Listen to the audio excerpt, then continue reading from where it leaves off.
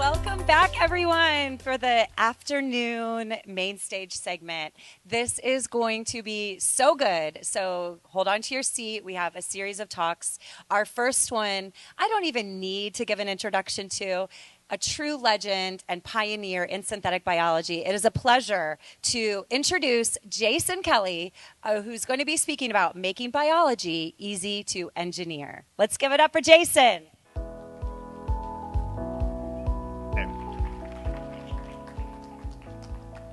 All right. Good to see you all.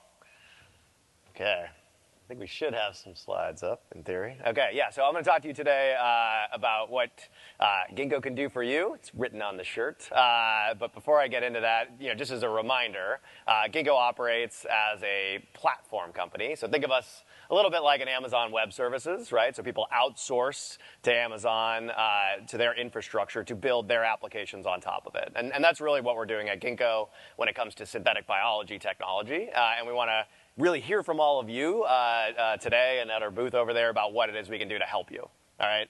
Before that, though, I do want to take a minute to talk about what a big year 2022 was for synthetic biology, starting with the return of John Cumbers to leadership here at SynBio Beta. I want to give a real round of applause to John for putting together this conference and really ultimately being really a pillar member of building the community in synthetic biology. We're very lucky to have him back.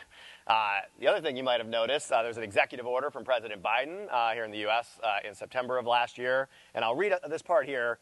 We need to develop genetic engineering technologies and techniques to be able to write circuitry for cells and predictably program biology in the same way in which we write software and program computers.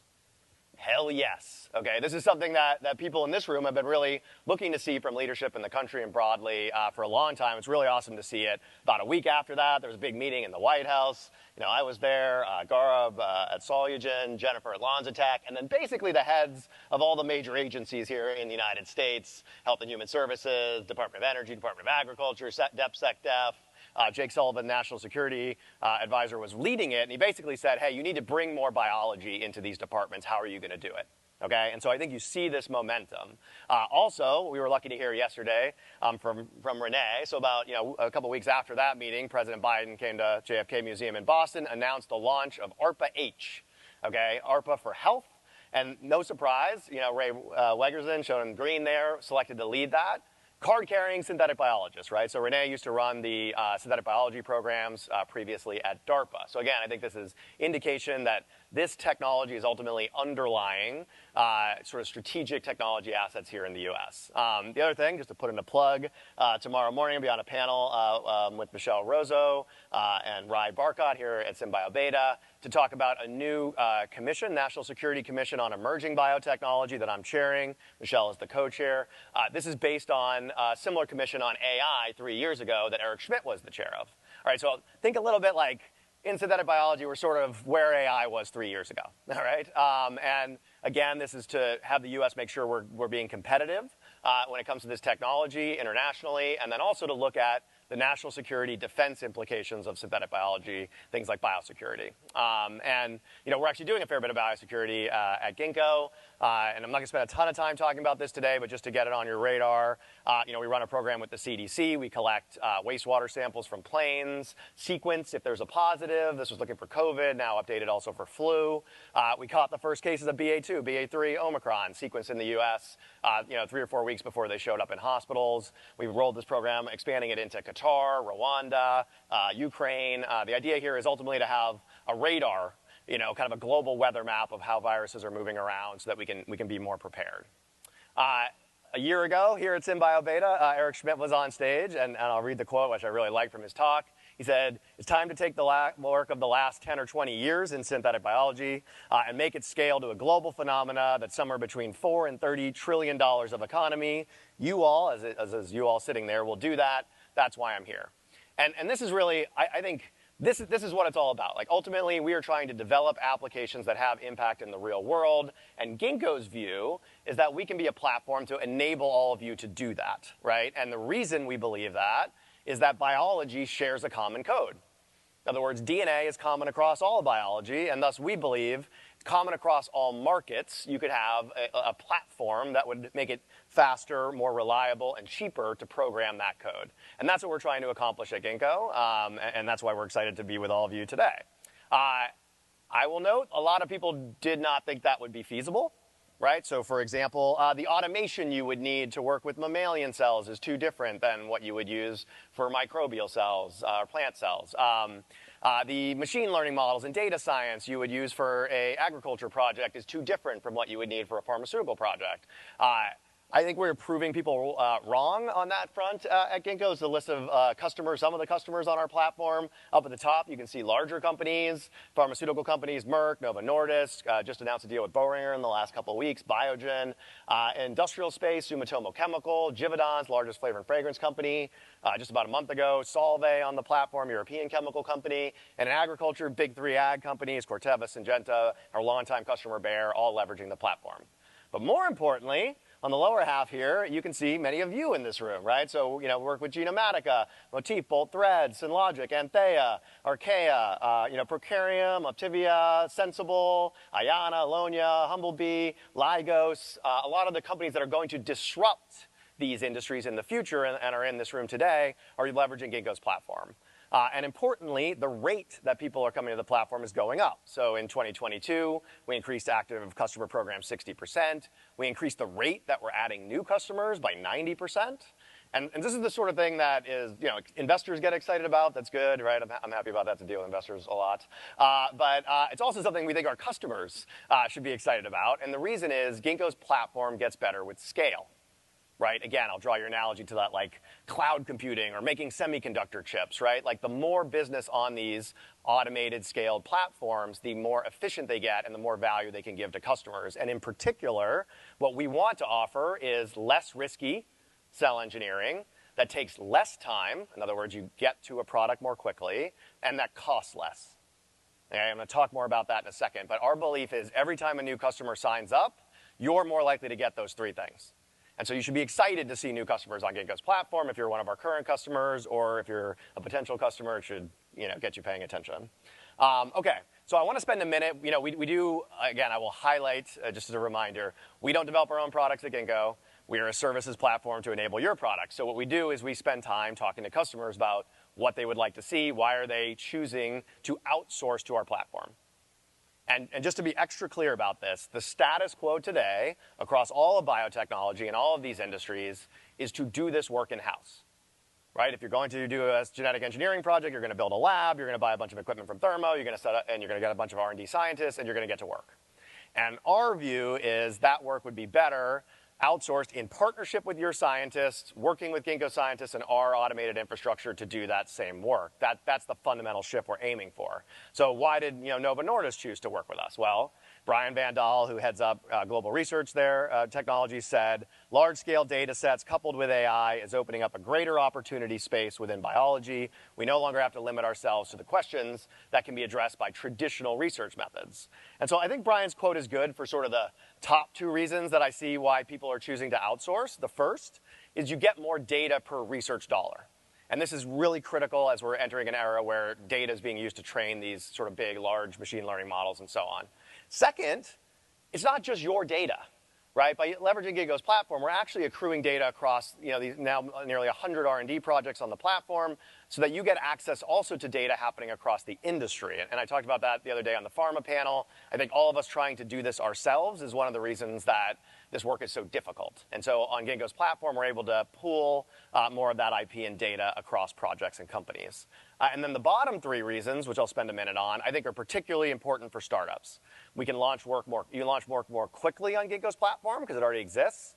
Second, you don't need to build a freaking lab, so you can save money on laboratory capex. And third, you can replace sort of a fixed cost, like you're always spending the same thing on your research infrastructure, with a variable cost. When you need more, you spend. When you need less, you spend less. Okay, and that can add a lot of value. All right.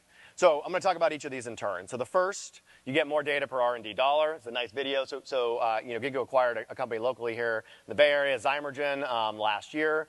You can see some of their technology in these videos. And so one of the things that we're excited about is that the very latest technologies in automation we think will drive down the cost of doing this research for all of you. If you are developing a AAV gene therapy or a fragrance molecule or an animal-free meat product, you should not have to be a world expert in laboratory automation. Right? You have a million other things to worry about in developing that product, right? And so we want to take that on. We will pay attention to the bleeding edge of this technology. We will integrate that at Ginkgo, and you will get to benefit, right? And again, we see this, the CSO at Novo Nordisk, Marcus. It was Ginkgo's ability to rewrite genomes to engineer new bespoke biological systems, so sort of large-scale engineering. Biogen, we did an AAV manufacturing project. The large number of design ideas was why Biogen chose to work with us. So again, this scale of data. Second, it's not just your data asset, right? So again, I will highlight the structure of the biotech industry today is that every company has their own pool of biotech IP, and they're not, even if it's, like for example, let's say you were a food protein company and you invented a better way to have high production of protein titers for your food protein. Well, some other cosmetics company that's also interested in protein production could use that IP. There's the friction to get that data, those intellectual property from one company to the other today effectively means that that does not happen in the industry. And so one of the things we do at Ginkgo is we aggregate those learnings. We aggregate that data and IP, and we make it broadly available as a pool to anybody on the platform. And I am working my butt off to do more of this. We acquired Warp Drive Bio, Dutch DNA, Radiant Genomics, Circularis, Novogy, the Bayer Microbial Biologics Group up in West Sacramento, Lodo, Stride Bio. We're bringing in all these assets, not, again, I will highlight, to develop our own drugs or food products or anything else, but just so that you have access to them. All right, and you can look at the numbers on this, right? So if we do a like-for-like comparison of this is just one of our data assets, a microbial and metagenomic proprietary genome database. We have about 2 billion unique genes in there compared to more than tenfold less in the public databases. That's, again, all available to you to search for novel proteins, natural products, industrial enzymes, things like that. And so, from Sumitomo, it was the great transparency and sophisticated data set that got them working with us. Okay. Next one, going quickly, all right? So really nice quote here from Nicholas Oler at Lygos, Chief Technology Officer there. The project team at Ginkgo is great. The early results on one of our projects are stunning and supports Lygos' mission of accelerating the world's transition to high-performing, sustainable products. Okay, if you look at our press releases, this was a project that started like 6 to 9 months ago. So how do you get stunning results in biotechnology in 6 months? You don't start from scratch, right? So for the project we did from Lygos, we were able to leverage existing both biological assets and high-throughput infrastructure that was already ready there on the shelf, ready to go, to drive that project more quickly, right? Again, being able to speed these things up is critical, right? Trent from Microba, SVP Therapeutics, Ginkgo's expertise and resources have moved our drug discovery project along at a pace that just would not be possible either using internal resources or via a traditional CRO. Bob Ryder heads up R&D for crop sciences at Bayer, right?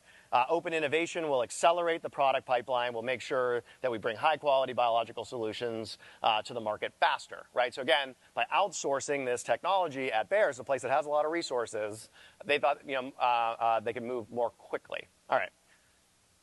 On that front, Jasmina, CEO at Archaea, spoke at, we have Ginkgo Ferment, our annual meeting. We did just about a month ago in Boston. And Jasmina got up on stage and she said, hey, I was up here a year and a half ago telling you about the launch of Archaea and that we had just did our fundraising round. And now I'm here up on stage a year and a half later, and I'm telling you about our first product launch. Year and a half. Okay, that is very fast in biotechnology. It's a cosmetics company. I know it's not a drug, but still, it is fast, okay? And why is that? Well, normally when you raise, say, your $10 or $20 million kind of like A round or B round, what's the first thing you do? Oh, well, you call Alexandria Real Estate to get showed some overpriced lab space in Cambridge or South San Francisco. Then you call up your thermo rep to be shown some overpriced equipment that you're going to put into your lab and barely use. And then you start buying a bunch of consumables and hiring an R&D team. And $5 to $10 million later, you're ready to start doing work at scale. Huge amount of this precious cash that you're raising as a startup company is going into just creating the physical infrastructure to do the research work in the first place. Right? This has to stop. It has to stop. We should not be all building these low-throughput labs independently. It is dramatically more efficient to centralize that work on automated infrastructure. We're trying to make that as easy as possible at Ginkgo.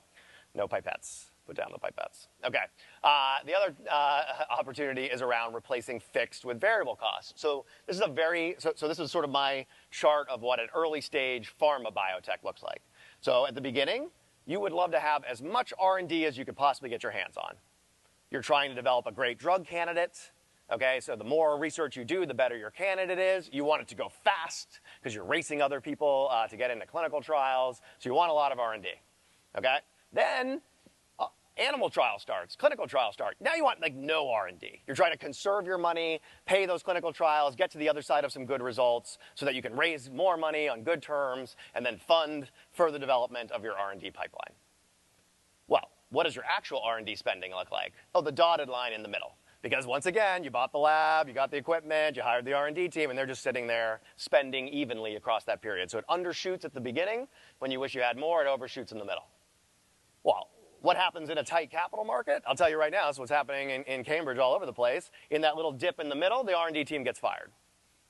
Okay, not an efficient way to run our industry. All right, it would be more efficient if when you need a lot of R&D, you turn up the dial, you order more services. When you need less R&D, you turn it off. And again, centralized services, outsourced services allow you this type of control. I think it would drive more efficiency in general. So let's say you hear all that. Okay, more R&D per dollar, you get to access other data sets, it's faster, lower CapEx, fixed with variable costs. I believe you, I want to do it, okay? How do you work with us? First off, there's a Ginkgo booth 10 feet out that door. Just please go talk to us, all right? We would love to talk to you about technical folks there. We can talk to you about your project. You can click this link at the top of our website, work with us, and you'll get a follow-up from technical folks at Ginkgo again to hear your specific needs and talk about what our platform can do. But if you're like, that's too much work, I want to just know what you do, Ginkgo. Is there things you already do that are aligned with what I want? So towards that end, we started launching Ginkgo services last year, our first service, Ginkgo Enzyme Services, just to get out there and show data about what we could do in the area of enzyme optimization and expression and so on. It was very well received. So again, at Ferment, about a month ago, we launched 4 new services: Ginkgo Microbe Services, Cell Therapy Services, AAV Services, RNA Therapeutic Services. And you can see some of the assets we've acquired that'll roll into that. Like, so for example, all those bare microbial assets in agriculture, that microbe collection, that all rolls into the microbe services. And I would encourage you to sign up. We have webinars. We'll show you all the details. We are an open book about the assets we have in these areas because we want you to make use of them. Okay. One other thing I want to tell you that I'm, again, trying to make this easier for you to use. So the number one request we've heard from customers talking to you all is to technically de-risk the work of cell engineering. In other words, this stuff just doesn't effing work sometimes, okay, right? And how do we make it so that it's more likely that a cell engineering project gets to success so that you can bring a product to market? And some people like already believe this, right? So, you know, Keith at Optimbia, like the likelihood of success for our project specifically was seen to be improved with the multifaceted technical capabilities at Ginkgo. Yeah, okay, great. You know, Nicholas at Lygos, as a CTO at a growing company, what could possibly do better than working with Ginkgo to de-risk my company's plans? Awesome, I love that, okay, but many other folks are like, BS, Ginkgo, right? Like nothing is predictable in biology. I don't care how many times you've done a project like this. My project is going to be different, and I don't trust that it's a high likelihood of success. Nothing you could say could make me believe that. I understand you. Okay, so what I'm going to do is put our money where our mouth is, and we updated our pricing. So for 3 of our most mature services, specifically our enzyme discovery services, so you have a reaction, you want to find an enzyme to do it. Second, enzyme optimization, you want to make your enzyme better, so higher specificity or productivity, and expression of proteins. Like you want to produce a protein at a higher titer. For those services, you tell us the technical specs. We'll tell you if we think it's nonsense. If we don't, it's payment on success. In other words, if we don't hit the spec, you don't pay. So you, as a research head, you can either pay your internal R&D team, which if the project doesn't work, I assure you the money is still spent, or you could pay Ginkgo only in the event that we actually deliver what you want with that R&D project. Okay, so I'm trying to move from research to engineering via this success-based pricing. So expect us to be aggressive about this as more parts of our platform become predictable. Thank you. I appreciate the thumbs up. Okay, so what can Ginkgo do for you? It is on my shirt. So I just want to point out, we have a booth. It's 10 feet away. Please, if you heard all that and you're like, yeah, Jason, but if only you did this, then I would be interested in working with you. We want to know it. So we ended last quarter with $1.2 billion in the bank. I am investing that, again, not in therapeutics, not in food proteins, not in agricultural products. I do not have any products. I invest it exclusively in automation and IP, acquiring new data assets, whatever the hell you guys want. Okay, so tell us, it is your research budget, right? Like, what can we spend it on to make our services more useful to you? We are literally standing over there wearing shirts that are asking you to tell us. Okay, so please, please, please tell us. All right, I'm going to end on this. Biology lives in the world of atoms, okay? I like Sam, I like OpenAI. You saw him testifying at the Senate last week, talking about the implications of artificial intelligence in the world of bits and what it's going to mean for all of us. But ultimately, the world of atoms, like we're made of atoms, right? Food is made of atoms. Like synthetic biology is going to have a bigger impact and has bigger questions to answer on sort of ethics and impact than AI. And we need to start asking those questions now. And so I want to, again, give a round of thanks to SynBio Beta, who you'll see a number of sessions, yesterday, today, and tomorrow on these types of topics. I think it's really critical for all of us in this room to be asking these questions now. So when we're in front of the Senate 3 years from now, we have our shit together. Okay. All right, so towards that end, I'm going to end on this. I do like ChatGPT, so I asked it, ChatGPT, what's more important to society? Atoms, the world we all live in here in synthetic biology, or bits? It said, well, atoms and bits are both important to society, but they play different roles, have different implications. Atoms refer to the physical building blocks of the world. Bits refer to basic units of information. I was like, wow, this is really getting to be human-level intelligence. This is a complete dodge of my question, ChatGPT, right? So I said, okay, ChatGPT, but if you had to pick one, what is more important to society, atoms or bits?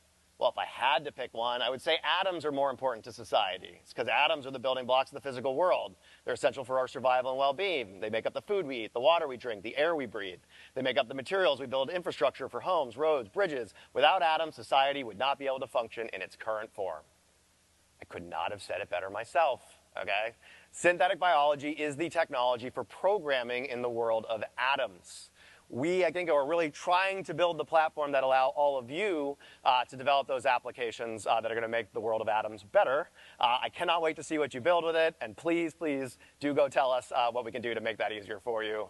Thank you so much for your time. Enjoy the rest of SynBio Beta.